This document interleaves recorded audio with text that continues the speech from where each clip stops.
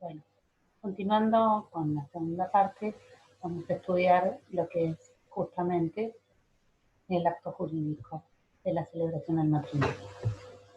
Vamos a continuar compartiendo el PowerPoint.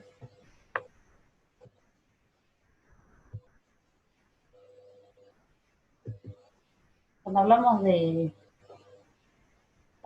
matrimonio, lo que primero tenemos que pensar cuando hablamos del acto jurídico, que es tan complejo, tiene tantas instancias, que hay cuestiones previas al acto en sí, a la celebración en sí, que son importantes estudiar. Una es la oposición a la celebración del matrimonio. ¿Qué significa? Vimos que existían impedimentos, que la existencia de esos impedimentos podrían acarrear la nulidad del matrimonio u otro tipo de sanción o no sanción, y lo que uno tiene que pensar no solo es que el matrimonio se celebre igual porque después se puede pedir la nulidad, sino también evitar que el matrimonio se celebre para no tener que después anularlo, ¿no? Sabiendo que existe un impedimento. Aquí ingresamos a lo que es la oposición a la celebración del matrimonio o la denuncia de la existencia de impedimentos. ¿La diferencia cuál es? La oposición, el que se opone, forma parte de ese procedimiento, que en un principio es administrativo y luego puede ser judicial. Por lo tanto, son sujetos legitimados. Siempre tiene que ser denunciar, o denunciar no es la palabra, porque denunciar va para denunciar. Siempre tiene que ser como causal de oposición la existencia de un impedimento. ¿Qué significa? Yo no puedo oponerme a la celebración de un matrimonio de un hijo mío si es mayor de edad, si no hay ningún impedimento, además de la edad, de ligamen, de parentesco, de crimen, todos los que vimos recién, de salud mental. No puedo oponerme simplemente porque no estoy de acuerdo, ¿sí? Tengo que alegar la existencia de un impedimento. Por lo tanto, esas personas que pueden hacerlo, que pueden oponerse, son el cónyuge de la persona que quiere contraer matrimonio con otro. Yo estoy casada y me entero que mi marido está pidiéndose casar con otra persona, tengo legitimación para oponerme. Los ascendientes, descendientes y hermanos de alguno de los futuros esposos, cualquiera sea el origen del vínculo, por supuesto, del núcleo familiar más cercano, que tienen legitimación para oponerse, y el Ministerio Público, que se entiende que tiene una legitimación por estar involucrado el orden público en la celebración de matrimonios que no tengan impedimentos. Ahora vamos a ver el procedimiento, bien, de cómo es esa oposición. Pero lo importante es recalcar esto de la denuncia, la diferencia con la denuncia. Si la persona no se encuentra entre los legitimados, o sea, no se puede oponer, pero sabe la existencia de un impedimento, lo que puede hacer es denunciarlo, cualquier persona. Siempre hablando de los impedimentos del 403, los que acarrean la sanción de nulidad. En cambio, cuando hablamos de oposición, también puede ser de la oposición a un impedimento impediente, ¿sí? Dice impedimentos de la ley, o sea, no los del 403 exclusivamente. En cambio, denuncia sí. Entonces se entiende que solamente se pueden denunciar aquellos matrimonios que se van a celebrar con un impedimento que acarrea la nulidad. Obviamente, tanto la denuncia como la oposición tienen un tiempo, que es desde que se inician las diligencias previas, o sea, cuando las personas se acercan al registro a pedir el turno, a acreditar los requisitos, que son las diligencias previas, hasta la celebración del matrimonio, ¿sí? La denuncia, la oposición, vamos a ver que se realiza frente al oficial público que va a celebrar. La denuncia no. La denuncia de estas personas no legitimadas se hace ante el Ministerio Público. Y es el Ministerio Público, que está entre los legitimados de la oposición, el que va a deducir la oposición si lo considera oportuno, ¿sí? De existir oposición, ¿cuál es el procedimiento? O sea, se presenta ante el oficial público que va a celebrar el matrimonio. Puede estar verbalmente, por escrito, por supuesto, si es oral, se deja constancia o no. En el escrito, y en ambos casos, son todos los datos, los vínculos, cuál es el impedimento en que se funda, y prueba si la tiene o la remisión a esa prueba. Si es un impedimento de parentesco, de ligamen, se acredita la existencia de los vínculos preexistentes y listo. El crimen necesitó la condena en sede penal, ¿sí? Quizás, y lo de edad también, en principio la existencia del impedimento de edad se prueba con el acta de nacimiento que demuestre la edad que tiene, y eventualmente después se verá la cuestión de la existencia de una dispensa judicial. Pero una persona menor de 18 años que va y pide el turno y quiere casarse, si no tiene la autorización de los padres de 16 a 18 o no tiene una autorización judicial previa, existe el impedimento, que es la falta de edad.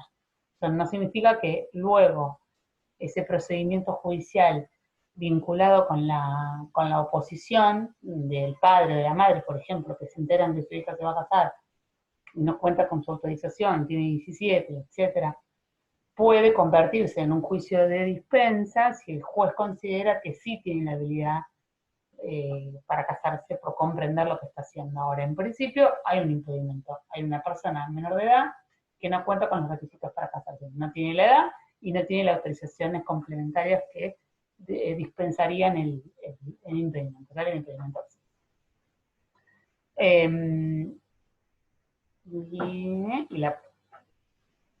El de salud mental, si salvo que tengo una sentencia de interdicción de restricción a la capacidad que específicamente diga que no se puede casar, quizás ahí empieza una prueba un poco más complicada. ¿Qué hace el oficial público con eso? Le da traslado a los contrayentes, le avisa, acá hay una oposición a la celebración del matrimonio, y ahí les da la posibilidad de que ellos se expidan. Si ellos dicen, o al menos uno, está bien, tienen razón, listo, termina ahí, el matrimonio no se celebra. Ahora, si los contrayentes sostienen su voluntad de casarse, se suspende la celebración y se remite a un juez, porque el oficial público no puede resolver este disenso. Esto ya excede lo que es una autorización, un trámite administrativo, y entramos en instancia jurisdiccional, porque hay que dirimir un conflicto de derecho entre los que se quieren casar y los que se oponen a ello, alegando alguna cuestión que tendría que ser, tener alguna cuestión de debate o gris, porque realmente hay cuestiones que son muy obvias, pero bueno, ese procedimiento judicial tiene que ser más breve, resuelta la cuestión, después remite copia de la sentencia al oficial público. Por supuesto, si desestima la oposición, se celebra el matrimonio, y si declara la existencia del impedimento, el matrimonio no puede celebrarse como obvio. Pero bueno, está en instancia judicial. Lo que puede pasar con el impedimento de falta de edad o de salud mental es que esa oposición que termine en instancia judicial termine siendo una autorización, una dispensa, ¿sí? Que el juez entienda que se puede dispensar el impedimento. Lo lógico hubiera sido al revés, ¿no? Que sean los contrayentes que no reúnen el requisito de edad o de salud mental, porque en principio tienen una restricción a la capacidad o tienen una afección, el que voluntariamente se presente ante el juez a pedir la dispensa, ¿sí? Eso hubiera sido lo normal, y llegar a la distancia de las diligencias previas con la resolución judicial que lo autoriza, ¿sí? Es el camino que debería haberse recorrido. Si ese camino no se recorre y ellos arrancan el trámite y piden turno, y lo que sucede es una oposición, bueno, esa oposición puede terminar luego en una dispensa, ¿sí? Pero bueno, para que vean que haya o no haya oposición, igual existe la posibilidad de que sean los contrayentes los que tomen la iniciativa. Lo lógico sería y soliciten la autorización que corresponde. Tengo 17, sé que mis padres no me autorizan, no puedo confiarme ciegamente que el oficial público no se va a dar cuenta y me va a casar. Que probablemente no lo haga, no necesita una oposición en ese caso para hacerlo, ¿sí? Entonces se supone que yo debo recurrir a un juez voluntariamente porque mis papás no me autorizan, y si tengo menos de 16, aunque mis papás no me autoricen también. Ahora, si eso no sucede, de las diligencias previas, el oficial público no se da cuenta, está la oposición, ¿sí? La oposición más que nada va a servir, se habrán dado cuenta, cuando el oficial público no tiene forma de saberlo. Por ejemplo, si hay un impedimento de parentesco, no que se case un padre con un hijo, que se case lo que les contaba hoy, la madrastra con la hijastra, no hay forma de darse cuenta leyendo las actas, o primos, no hay forma, primos pueden, perdón, hermanos, de alguna manera reflejados en el acta que no surja naturalmente, que no surja fácilmente que son hermanos, algún tipo de parentesco que de la afinidad quizás es el más claro, o no, alguien acompañar a esa partida. Pero quizás lo más frecuente es en los dispensables, en la falta de edad, que después el oficial de edad se cuenta, pero quizás el que no, en el salud mental. Entonces, que sean los legitimados, los hijos, los que se oponen a que su papá de 80 años se case con su enfermera, por eso es un ejemplo muy frecuente, considerando que no está en uso de sus facultades. Bueno, se analizará. No, la regla es la capacidad, por supuesto. Pero quizás no es que, no, la función de la oposición no es decir, no me gusta que se case con esta persona, es decir, compartir. Ahí está. Es decir, hay un impedimento, ¿sí? La salud mental, la edad, etcétera. No simplemente el que no me guste, ¿sí? Bien.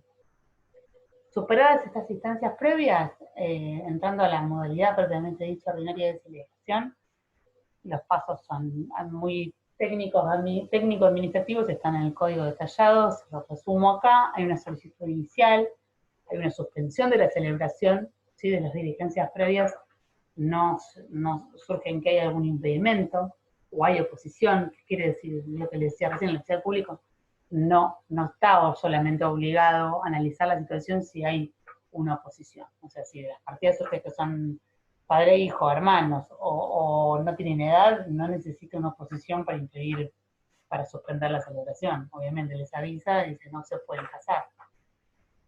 Y luego la celebración del matrimonio, que tiene una serie de solemnidades, en este caso.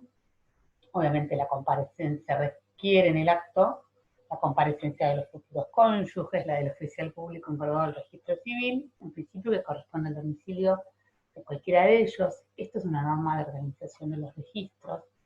En principio exigen que uno de los contrayentes al menos tenga domicilio en la jurisdicción donde estoy, en el registro donde me estoy casando. Pero no significa que estamos en caso de un oficial incompetente, que podría aplicar el artículo que leímos hoy, ¿sí? Si es existente o inexistente el matrimonio. Esto es otra cosa, es una cuestión de organización interna. Quiere decir, yo me caso en La Plata frente al oficial de La Plata, bárbaro, está bien. El problema de existencia o que podría plantearse la existencia es si yo me llevo al oficial público de La Plata para casarme en Salta, porque es amigo mío y yo me quiero casar en Salta, porque el oficial público en La Plata, en Salta, no tiene competencia. Ahora, si no era exactamente mi domicilio, como yo estoy bien en La Plata, pero me voy a casar a Salta, pero me caso frente al oficial público de Salta, no hay ningún problema. A lo sumo hay un incumplimiento y una cuestión administrativa de organización de los registros, ¿sí? Bien. Además de ellos, tienen que haber 2 testigos. 4, si el matrimonio se celebra fuera de la oficina. Pues en la práctica, las actas se firman siempre en la oficina. Incluso en esas ceremonias que se hacen en las fiestas y todo, el acta se firma antes generalmente en las oficinas. Bien. Totalmente práctico. ¿Qué se hace durante la ceremonia? Se lee el artículo 431, que es el de los deberes y derechos que rigen la vida matrimonial. No sé si han ido a una celebración de matrimonio en civil, en el registro civil. En aquel momento se leían, se han ido hace unos años, se leían los artículos viejos del código. Pero bueno, es muy común conocerlos en la lectura de la ceremonia. Se recepta la voluntad de cada uno de los contrayentes que declaran que se toman respectivamente como cónyuges, y después es el oficial público el que pronuncia el anuncio de matrimonio. Obviamente si hay problemas, diferencias de idioma, porque no es el nuestro, tiene un traductor público matriculado o un intérprete, y el acta que tiene que referenciar una serie de datos, ¿no? Fecha del acto, del datos de los comparecientes, ahí tienen toda la lista de datos, de los padres, si son conocidos, lugar de celebración. Acá se deja constancia de la existencia del juez, si lo hubiera, la mención de si hubo oposición y su rechazo, obviamente, porque si no, no estaríamos celebrando el matrimonio. La declaración de los contrayentes, la que se toman por esposos, y la del oficial público que quedan unidos en matrimonio, los datos de los testigos, la declaración de los contrayentes de si se han celebrado o no convención matrimonial, ya lo vamos a ver, y en caso afirmativo su fecha, el registro notarial en el que se otorgó, la declaración de los contrayentes si se ha optado por un régimen de separación de bienes, ya lo van a ver con el titular, no se preocupen, y la documentación en la cual consta el consentimiento del contrayente ausente si el matrimonio es a distancia. ¿Sí? ¿Ya claro? Bien. Ese es el modo ordinario. ¿Qué puede pasar? Que haya una circunstancia excepcional que establezca un modo extraordinario. Hay dos: el matrimonio en artículo de muerte y el matrimonio a distancia. El matrimonio en artículo de muerte es aquel también de película, en que alguien está en su lecho de muerte y quiere casarse, y obviamente no puedo cumplir con todo ese itinerario que les conté recién. Sí, no puedo sacar el turno, acreditar la documentación, permitir la oposición, resolver, no. Entonces, probablemente ni siquiera tengo un oficial público cerca. Lo que hace es, esta modalidad extraordinaria en determinadas condiciones, es flexibilizar esos requisitos, ¿sí? O esas formalidades. Prescindencia de todas o algunas de las formalidades, dice el artículo, cuando alguno de los contrayentes se encuentra en peligro de muerte. Obviamente ese peligro de muerte no es subjetivo, tiene que estar acreditado con un certificado médico. Si no lo hubiera, declaración de dos personas. Y justamente una de las formalidades que se puede prescindir es justo, que no es una formalidad, no es menor, es que no se celebren del oficial público del registro civil, porque en ese momento no esté al alcance de los contrayentes. Entonces, ¿quién puede en su lugar? Un juez o funcionario judicial. ¿Sí? Y el acta se tiene que hacer igual, como vimos recién, solo para atrás, todos los requisitos A, B, C, D, menos, dice la norma, el S. O sea, datos de todas las personas, también tienen que haber los testigos, los datos de los comparecientes, lugares de versión, toda la manifestación de voluntad, del juez que los está casando, todo. Lo único que se exime es la mención de si hubo oposición y de su rechazo. ¿Qué nos permite analizar esto? Es que cuando hablamos de prescindencia de todas algunas de las formalidades, no estamos prescindiendo de todo. Porque si, si la ley me marca a establecer todos esos requisitos, por ejemplo, si hubo dispensa de un juez, lo único que me elimina es el S. O sea, lo único que aparentemente terminaría el artículo flexibilizando es el procedimiento de oposición.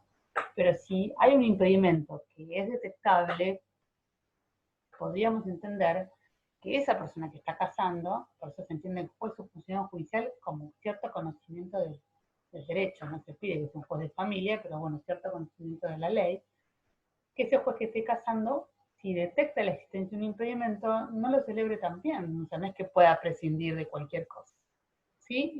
Aparentemente, de esa parte final del artículo, podríamos entender que lo que claramente se quiere achicar son los tiempos y evitar una oposición. Pero si casa que está celebrando el matrimonio detecta la extensión de impedimento, tendría que poder tener la facultad de no celebrarlo, porque quizás algunas cosas no entran dentro de lo que es una formalidad de la que podamos prescindir. ¿Sí?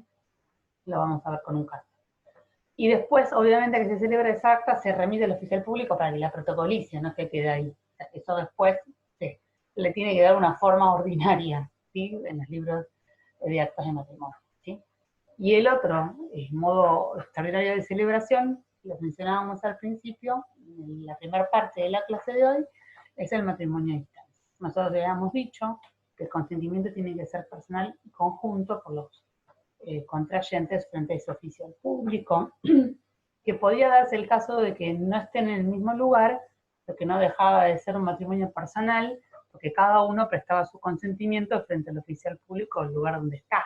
Entonces, mi marido está en Salta y yo estoy en La Plata, va a ser matrimonio a distancia, pero porque cada uno va a prestar su consentimiento frente al oficial competente en cada jurisdicción, o sea, él en Salta y yo en La Plata. No es que puede mandar a alguien con un poder para hacerlo acá, ¿sí? Entonces, se entiende que la diferencia física no impide que se cumpla con el requisito formal de que cada uno cumpla en prestar su consentimiento frente al oficial que corresponda, ¿sí? Se entiende, si no es en el mismo tiempo, se entiende que se celebra cuando se presta el segundo. Ambos oficiales tienen la potestad y el deber de controlar la existencia de impedimentos, pueden tramitarse las oposiciones todo de la misma manera, nada más que pueden ser en dos casos distintos, ¿sí? Bueno, ahora vamos a ver unos casos van a realizar los casos que están ya subidos para aplicar un poco todo esto que vimos, que es bastante administrativo. Pero bueno, los casos nos presentan alguna duda o alguna dificultad, ¿sí? Así que vamos